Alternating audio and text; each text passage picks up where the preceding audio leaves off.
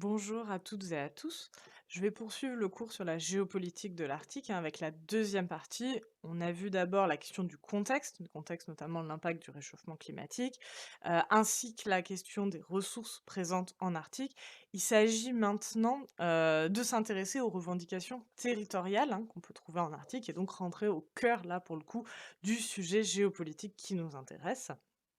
Et donc, on va commencer, enfin si, en fait, on fait un petit dernier élément de contexte.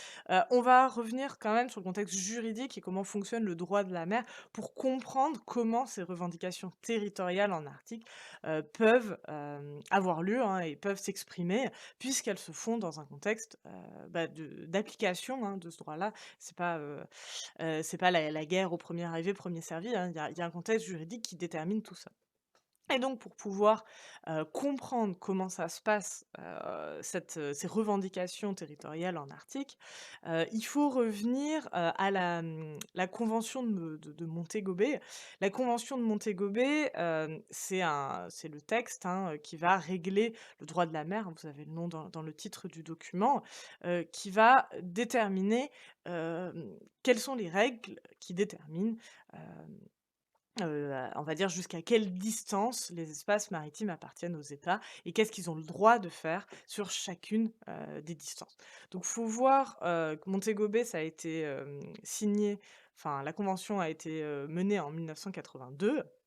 Elle a une vocation universelle, à couvrir l'ensemble des espaces marins, donc ça inclut, l'océan Arctique. Ça couvre également l'ensemble des usages, y compris donc évidemment la navigation, mais aussi le survol, pour l'aviation, l'exploitation des ressources, mais aussi les enjeux de conservation, de protection de l'environnement et de préser et puis de tout ce qui est préservation et recherche. Donc ça va cadrer tout ça et donc le fonctionnement, c'est que vous avez la ligne de base. La ligne de base, c'est celle qui fait la limite des eaux intérieures et du territoire terrestre, donc tout ce qui est, vraiment, propre, au territoire. Puis ensuite, vous avez différentes zones, de tailles différentes. Vous avez donc c'est en miles nautiques, que c'est calculé. Vous avez par exemple la mer territoriale, qui s'étend sur 12 miles nautiques, qui est vraiment une zone où, les pouvoirs de l'État sont très forts. Et vous avez une zone, on va s'intéresser surtout nous aux zones d'après, qui sont la zone économique exclusive, souvent abrégée en ZEE, donc je parlais de ZEE pour la zone économique exclusive, qui s'étend traditionnellement sur 200 miles nautiques, donc ça va être, à peu près 360 kilomètres. Dans cette ZEE, les États, ils contrôlent, à la fois, l'exploitation, des ressources du fond, qui sont sur le plateau continental, tout ce qui se passe dans la colonne d'eau, donc toute l'eau qui est au-dessus. Et il y a un point qui est important, c'est que n'importe quelle île qui appartient à l'État permet d'étendre sa ZEE. Donc la zone économique exclusive, va aussi dépendre des îles et pas juste du trait de côte. Vous avez, cette ZEE, elle est au-dessus du plateau continental, donc le plateau continental, c'est les fonds marins, que vous avez en dessous, jusqu'au talus, où, là, on rentre dans les zones abyssales, on va pas trop rentrer dans les détails. Mais globalement, l'idée importante, c'est que si ce plateau continental, si vous avez un grand plateau continental qui va au-delà de la zone économique exclusive, vous pouvez demander une extension, de votre zone économique exclusive pour pouvoir exploiter les ressources qui sont sur ce grand plateau continental, et ça, c'est prévu par la convention de Montego Bay. Les États doivent, déposer un dossier où ils demandent, cette extension-là en s'appuyant sur de la recherche, sur des preuves, géologiques, de présence, de continuité, du plateau continental. Ça peut être intéressant pour les États pour, exploiter des ressources supplémentaires et donc pour faire cette demande, et ça c'est un point important pour nous, cette demande d'extension du plateau continental au-delà des 200 miles marins, i elle doit être faite auprès des Nations unies, de la convention qui s'occupe du droit de la mer, dans les 10 ans après l'entrée en vigueur de la convention de Montego Bay, dans l'État. Donc il y a une condition de temps qui fait que les États doivent se dépêcher. Et en fait, c'est ça qui va donner une impression de course à l'appropriation des territoires, puisque, les différents pays vont essayer, de faire une demande, hein, puisque pourquoi se priver, d'étendre, l'accès à leurs ressources? Hem et ça ils vont être nombreux à demander, une extension rapidement. Voilà. Donc ça, c'est le cadre, hein, de la convention de Montego Bay. Il faut avoir en tête que tous les États de l'Arctique ont signé la convention de Montego Bay, sauf un, c'est les États-Unis, hein, qui sont en Arctique via l'Alaska et qui n'ont pas signé, mais en fait qui la respectent de fait.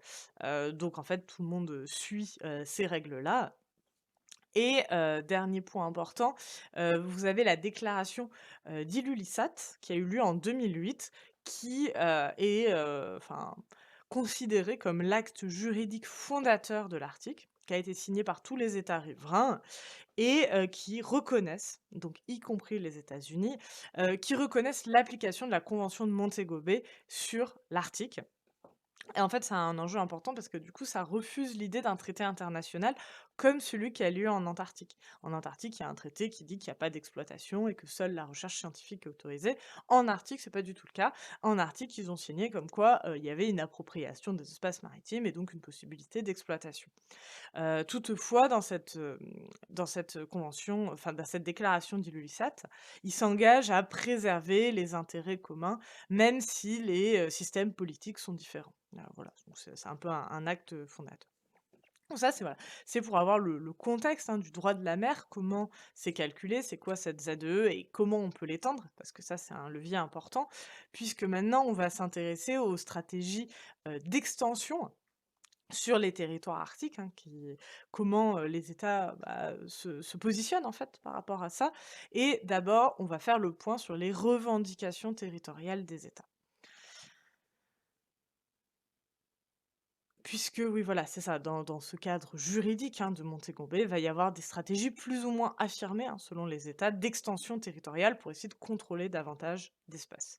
Donc les revendications territoriales, déjà la première chose, donc cette carte va être importante pour nous, vous avez déjà la limite, on va dire, plaine, qui représente la limite des, ZEE, hein, des 200 miles marins des différents États riverains et vous voyez qu'il y a une partie importante, en fait, déjà, de, l'océan Arctique qui fait partie des ZEE, donc qui est déjà approprié par les États, mais comme vous pouvez le voir, là, c'est les parties qui sont hachurées de couleurs différentes.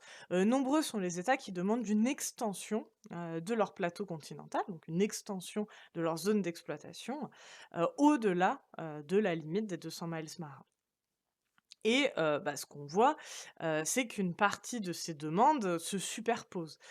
Vous avez par exemple, la dorsale de Lomonosov, qui est, ici au centre, hein, vous voyez? Qui est revendiquée, dans des proportions différentes, par 3 États différents, à la fois par les Russes qui disent que c'est le prolongement du plateau continental russe, par, les Danois via le Groenland qui disent que c'est un prolongement du Groenland et via les Canadiens qui disent que c'est un prolongement du Canada. Donc, chacun va essayer d'argumenter, hein, va poser un dossier pour argumenter en disant que c'est le prolongement de chez eux, pour essayer d'étendre leurs ZEE.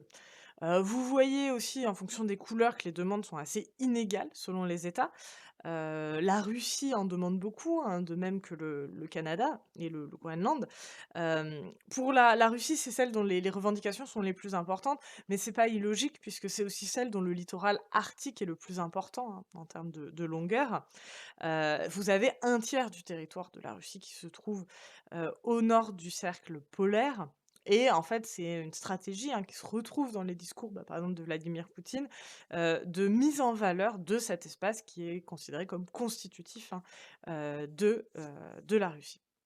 Heu et donc c'est dans ce cadre, que la Russie, en 2007, a planté un drapeau de titane, hein, c'est un robot qui a plongé pour planter un drapeau de titane sur le pôle Nord, drapeau russe, pour affirmer, sa revendication et ça a été fortement médiatisé. C'est un peu ça qui a donné une visibilité aux différentes revendications territoriales qui, avant, n'étaient pas très, enfin, comment dire? C'était pas quelque chose qui était dans l'opinion publique avait pu se saisir Mais ça a été vécu un petit peu comme une provocation.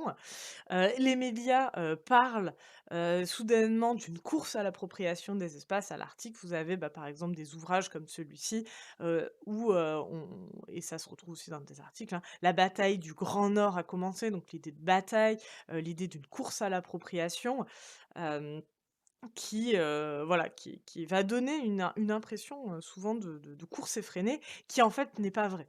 Et ça, c'est un point qui est important. Frédéric Lasserre, qui est spécialiste de la région, en fait, qui a participé à un des ouvrages sur lesquels je me suis appuyée, qui a aussi écrit cet article, qui revient spécifiquement sur la question de, cette idée de course à l'appropriation des plateaux continentaux, qui est selon lui un mythe à déconstruire, hein, qu'il publiait sur Géoconfluence. Et donc ce qu'il dit, c'est que si les médias, se sont fait vraiment écho, de cette course, avec l'idée qu'il y aurait une logique de premier arrivé, premier servi, c'est complètement faux. En fait, c'est juste, les États vont faire leurs demandes selon un principe de précaution, puisqu'ils veulent, garantir un accès maximum aux ressources, mais le fait que ce soit rapide, c'est lié juste à la limite de temps pour déposer les demandes, que globalement, c'est vraiment une coopération, entre des États arctiques qui vont même mettre en commun leurs connaissances, leurs recherches pour délimiter les demandes qu'ils font. Et ça peut être le cas évidemment entre des États, on va dire, comme Canada, États-Unis qui ont l'habitude de coopérer, mais c'est aussi par exemple le cas entre le Canada et la Russie, qui font des recherches scientifiques ensemble. Et donc Frédéric Lasserre, il explique que bien plus qu'une course à l'appropriation, hein, les plateaux continentaux sont en fait, une, l'objet d'un processus, on va dire, lent, un processus concerté, d'extension progressive des droits d'exploitation, qui se fait dans un cadre juridique et qui est fixé par le droit international. Ça, c'est un truc important à avoir en tête et on voit en effet, hein, voici ça c'est un tableau qui a été produit, hein, où on voit l'état des revendications des plateaux continentaux étendus. Pour tous les États qui ont pu le demander, hein, les États-Unis n'ayant pas ratifié la convention de Montego Bay, ils ne peuvent pas le demander, mais on le voit pour les autres. Les demandes ont été faites, bah, avant, dans les 10 ans, avant, le dépôt, enfin après l'entrée en vigueur, de la ratification et vous voyez qu'une partie, des avis de la commission étaient positifs, hein, donc on voit que ça se fait progressivement. Et donc ça a comme conséquence le fait que les litiges territoriaux, sont très limités en fait. Ils restent très limités, dans cette région. Il y en a quelques-uns, ils sont rares. Vous en avez par exemple sur le tracé de la frontière maritime entre les États-Unis et le Canada en mer de Beaufort.